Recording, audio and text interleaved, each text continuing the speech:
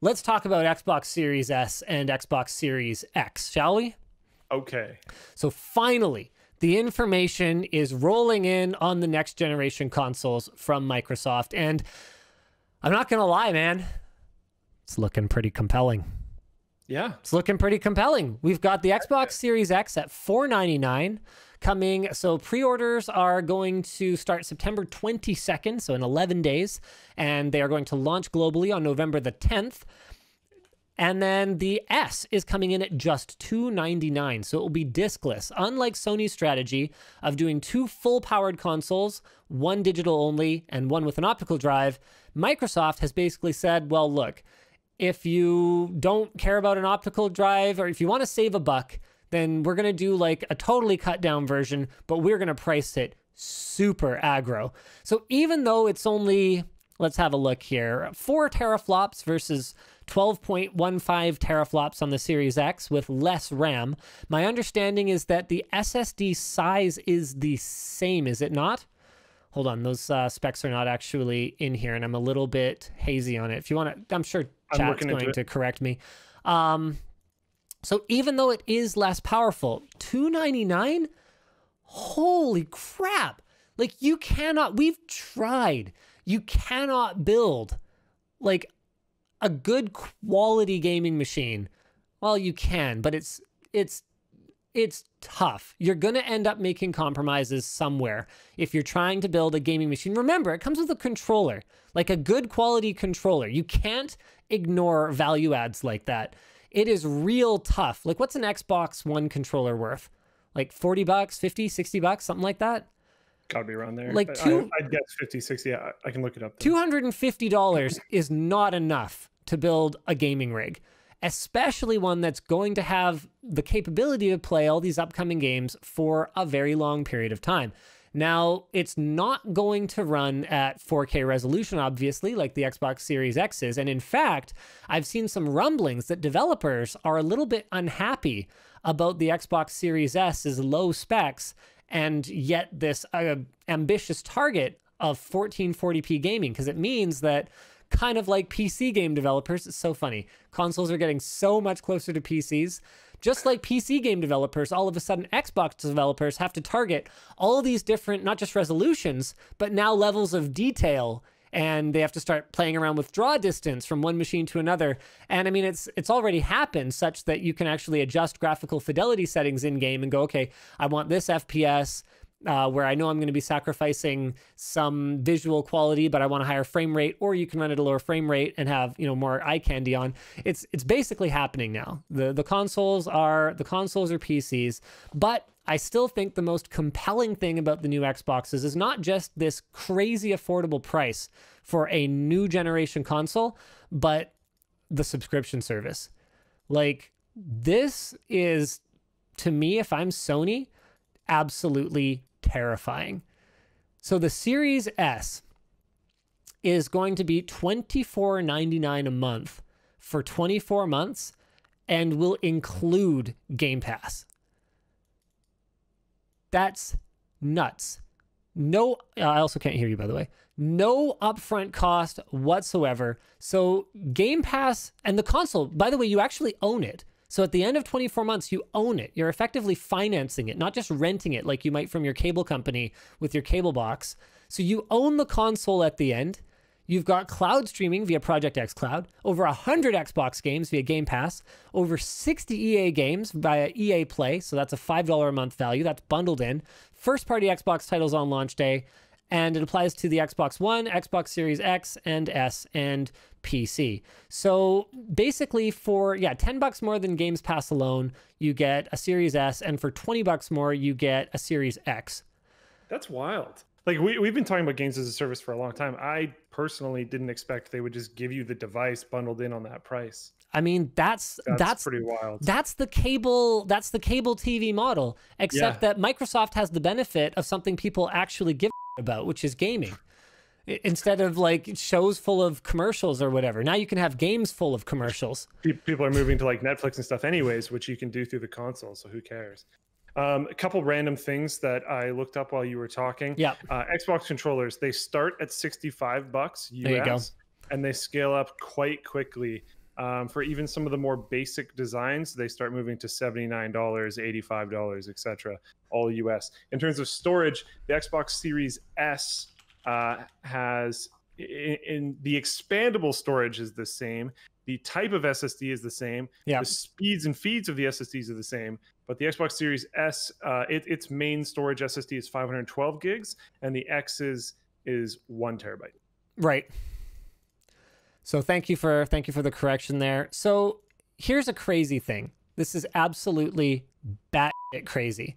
It actually costs, if you knew you were going to buy Game Pass anyway, it actually costs $60 less to buy it by financing it through Game Pass than it does to buy it outright in the first place and then subscribe to Game Pass for 2 years. How much of a mind blow is that? Microsoft is effectively, I mean, you can see it either way. You can see it as they're effectively like giving away games or they're giving away consoles. I mean, they're not. They're discounting, realistically. And it's brilliant because they're actually getting you on the hook for effectively what works out to about 5 AAA launch titles. So 5 $60 games right at launch, which if you look at previous console attach rates are not necessarily that high. I mean, I don't know what it was like when you were a kid, but like for my Super Nintendo, I only owned, aside from Super Mario World, which came with my console, I only owned 3 games. I owned We used to rent a lot. Oh, we used to rent a lot. And so you look at it and you go, oh snap. Well, they're basically taking that purchase revenue that I spent on Final Fantasy 3, aka 6, sorry, Final Fantasy 3 in North America, Pilot Wings, and Super Mario All-Stars. So there's my $180. And then probably the other couple $100 that I spent on rentals. And instead of it going to Blockbuster, Microsoft just gets to take all of it. So they're subsidizing the console way more effectively. They could sell these things at an even deeper loss, depending on what their licensing agreements are like. But I mean, they're also the publisher for a lot of these games. So like, they hold all the cards.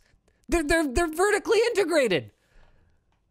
I don't know, man. The PlayStation 5 was looking pretty compelling, but this looks pretty compelling too, unless you already own a PC, in which case you could just get Game Pass and then you don't need an Xbox anyway.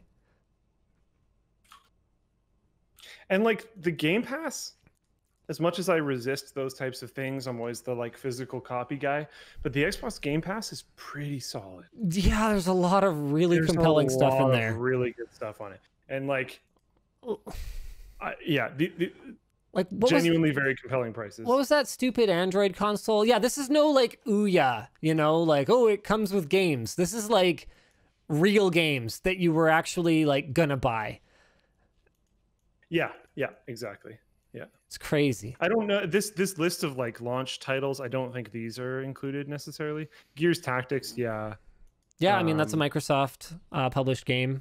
So Yakuza Like a Dragon, Destiny 2 Beyond Light, I don't know, but these are launch titles for the console anyway. So Destiny 2, Assassin's Creed Valhalla. Are you gonna 100% Valhalla, or do you just not care anymore? Are you over it? Assassin's Creed games are the last 2 have actually been very good. And if I'm just so worried about Assassin's Creed games these days, because who knows? The whole time it's either been like just one of the worst games of the year or one of the best ones, and there just seems to be no real way to know before it comes out. So just I will not pre-order it. I'm probably not going to get it on day one. Going to see what the like quick reviews are, and then I'll decide. All right, so let's get. With everything that we know now, can we get a verdict, Luke?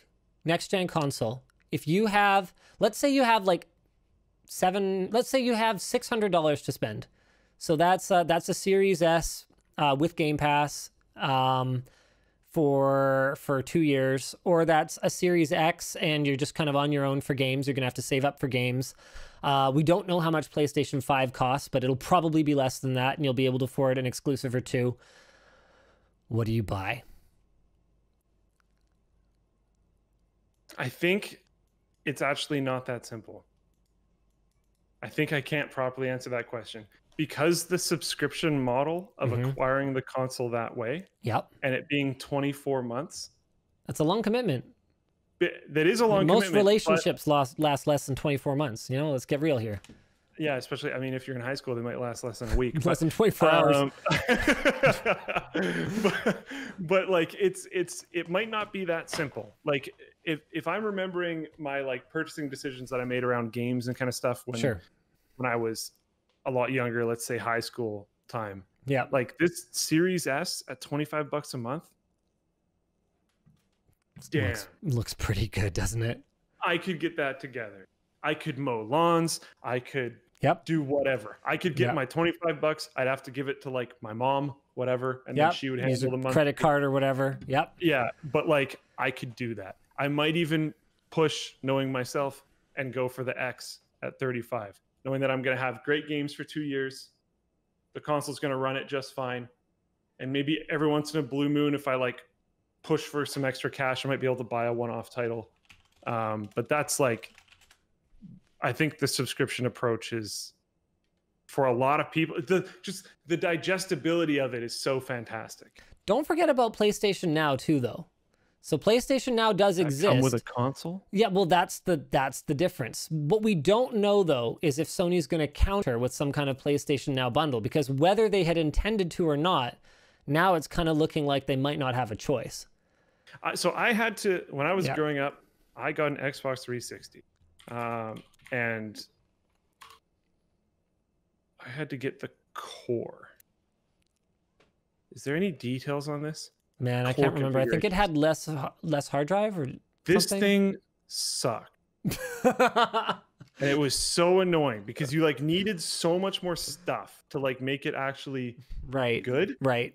And I got that because that's kind of like what I could afford at the time. Really wanted to get an Xbox. I think this is so long ago, my details are super fuzzy. I'm sure my brother was with me in on this. I'm sure my dad probably is like the only reason why we got it in the end, etc. But like there was something going on. I don't even. Yeah. Okay. Can I pitch this? So Sony's still going to have the exclusives. Like that's a very come with a hard drive. That's right. It had no hard drive. So okay, hold on a second. So Sony has their exclusives. Microsoft has this like unbelievable value. But can I actually just hit you with something totally crazy? I think what could tip me to Microsoft here, if I was shopping for a console, notice that I didn't give you the option of an RTX 3070 or whatever in there. that we're not acknowledging that right now. What could tip me to Microsoft is look how consumer friendly they're being this time around. They've already partnered up with Seagate for an external, like for an expansion 1 terabyte SSD that'll cost a couple $100. That's a lot of money, but it's not like totally unreasonable. You know, like we used to experience with, you know, memory cards for, you know, PlayStation 1, PlayStation 2, that kind of thing. And controller compatibility. Microsoft has absolutely taken a just gargantuan step forward in consumer friendliness with their controller compatibility carrying forward. Now, it's funny because as the words left my mouth, I realized that there is actually one other company that did carry forward controller compatibility, and it was Nintendo of all people with the Wii. So early Wiis, you could actually use GameCube controllers on. I guess Nintendo wasn't concerned because they knew they didn't have a ton of killer apps, and they wanted like GameCube backwards compatibility to be like a selling point of the console. I don't know what was going. I mean, I can hardly ever figure out what's in Nintendo's like really head. Cool Wii games were motion based, and it wasn't going to work for that anyway. Yeah, so it wasn't going to cannibalize sales of accessories for the console. But Microsoft seems to have basically said, okay, look, we're not going to gouge you on the accessories. If you already own, you know, $500, $600 worth of Xbox Elite controllers, go ahead, keep using them. Meanwhile, Sony's like, oh no, we have very special features. You simply cannot enjoy the games with the old controller. I don't know what accent that is. Russian to German. Don't worry about it. It doesn't matter. As long as it's not Japanese, I can't get in trouble. So I feel like this is them just being like, we really don't want to lose this time. because I think you could probably say they lost the last generation. You probably. You can probably say that. You could probably say that. So I feel like they're trying to come out swinging this time. 100%. Because they got murdered. They did on their release last time. That's more like it. You could probably say they lost. But I don't even just mean in the end. Like with their announcements, they got murdered. Oh yeah, how much Sony was just clowning on them. They not only didn't sell as many consoles, they looked like they had no idea what gamers wanted. They looked clueless. They looked out of touch. And Sony made sure that they looked that way. 100%. Which is exactly what they're supposed to do. I'm not like it's whatever, but this time, all's fair and love and more. This seems very aggressive and very calculated. Yeah, 100%. I mean, they're leveraging the strengths they have, which is Azure and the cloud, and this gaming over in the network and content delivery over the network, and just the fact that they are just generally like what are they, like 7 times the market cap? Like people, I think, forget sometimes that Microsoft versus Sony is not all that dissimilar to like Intel versus AMD at some points in their history. Like even when AMD is doing well, like Intel is a much, much larger company. And in the same way, Microsoft is an enormous company compared to Sony. Yeah. What is Nick sending me here? I have no idea what he's sending me. Oh.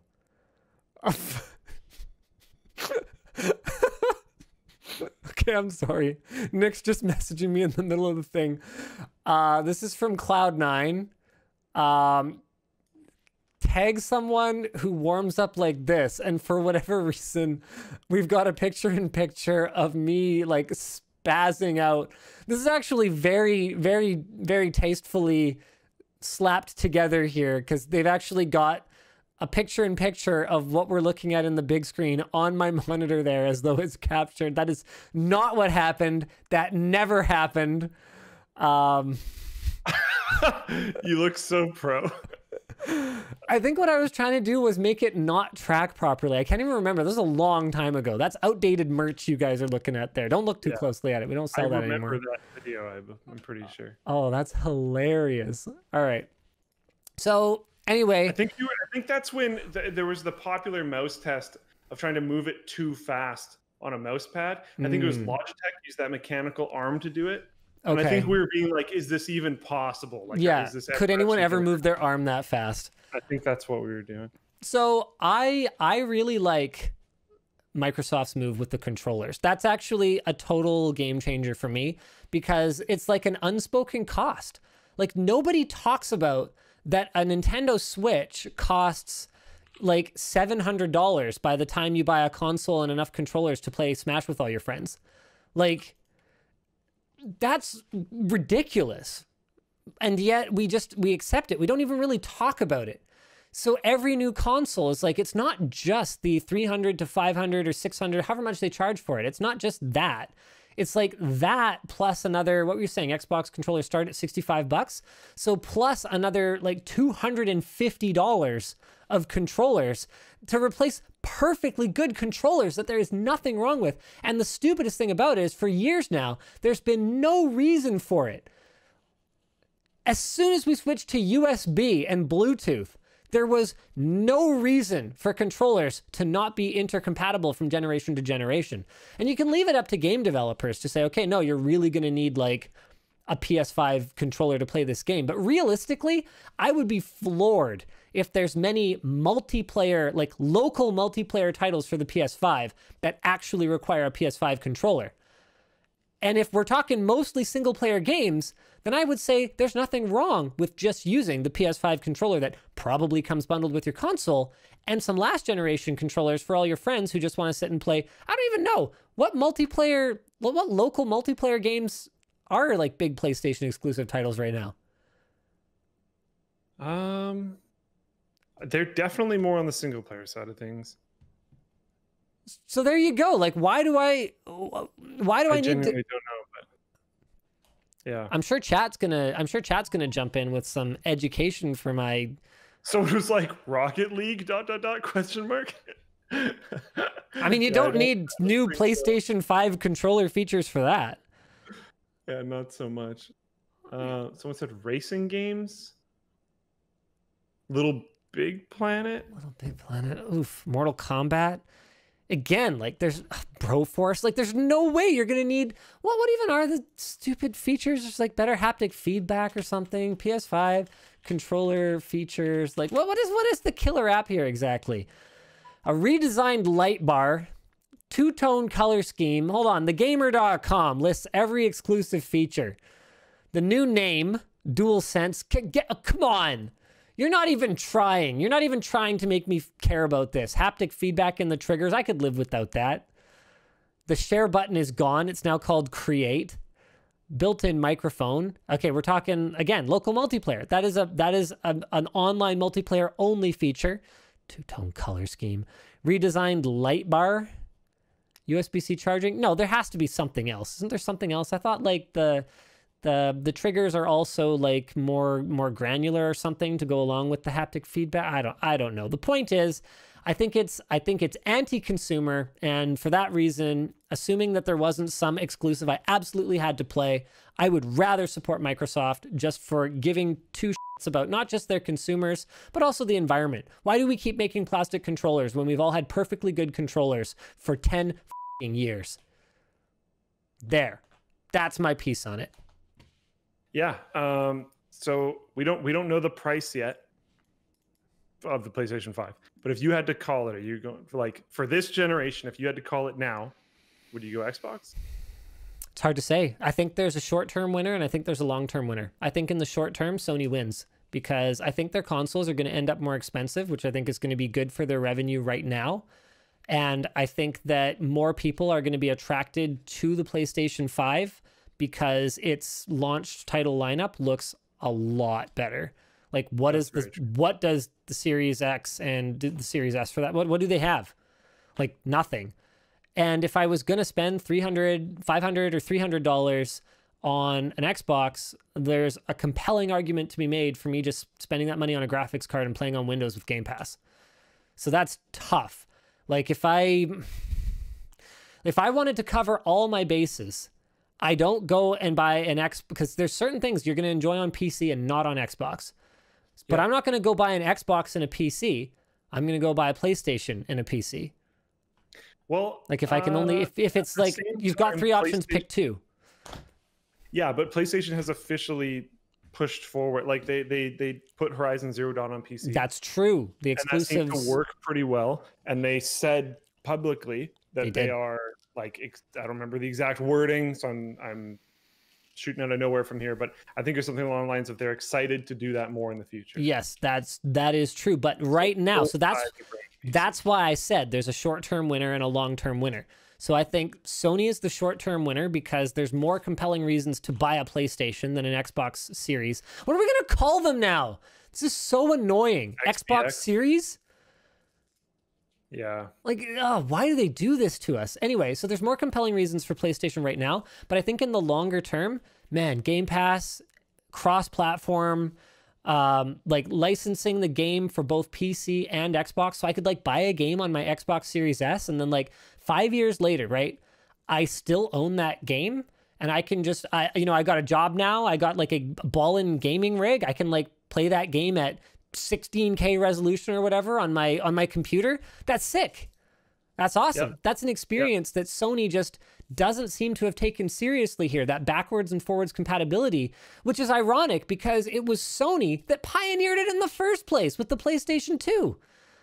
And I mean, the last generation PlayStation laughed at Microsoft for like consumer unfriendly compatibility.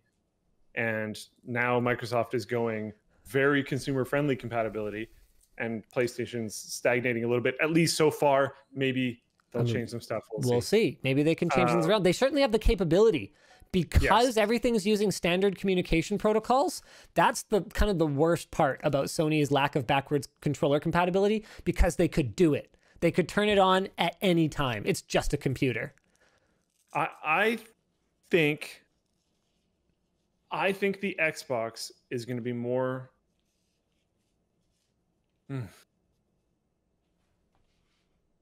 I think this subscription model of getting the console is going to be very important. Oh yeah. I think the current generation of people rising up are being very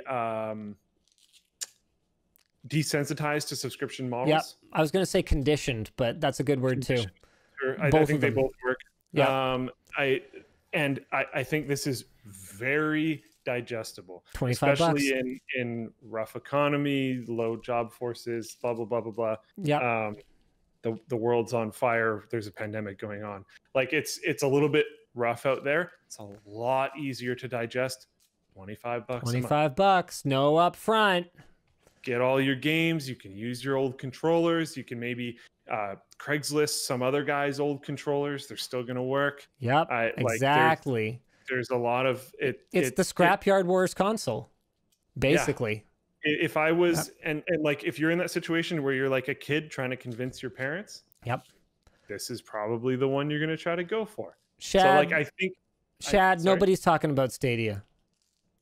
No one cares. This is super chat. Super chat. No one's talking about Stadia right now. I think that's super compelling. So, and I think that's going to get them actually a pretty surprising amount of market share because, like, yeah, the buyer that you're talking about sounds like at least a relatively solid amount of income, probably an adult at this point, potentially a double income, no kids situation, or not married yet, or something like that. Like stable, good income, all that kind of stuff. I think kids maybe less stable, maybe not as dedicated to games, and it's a little bit more digestible to do $25 a month. You get this console, you get games for 24 months, whatever. It's so easy. Yeah. And what's cool about it is compared to something like Stadia, at least it's a subscription model again, and you can stream games to it, right, with Project X Cloud. But you can also play them locally with no latency. And when your internet's out, well, sort of, always on DRM. Okay, hold on a second, though. Something to help them, too. Yeah. Sorry, go. Oh, Navik Shah says, DualShock 4 works on PlayStation 5. Right, that's fair enough, but it's even more offensive the way that it works. It only works with backward-compatible PS4 games. So the controller absolutely works. It's a software switch that they can flip. They just choose not to. I didn't even know that. It's even more offensive. That doesn't make it better. And something to add, we've been talking about how Xbox Game Pass is legit. This is Xbox Game Pass Ultimate, meaning it also comes with EA Play. Yep. That's actually a pretty big deal. Yep. 60 games. 60 more games, baby. Whatever you think about EA, that's like actually it's a lot of games.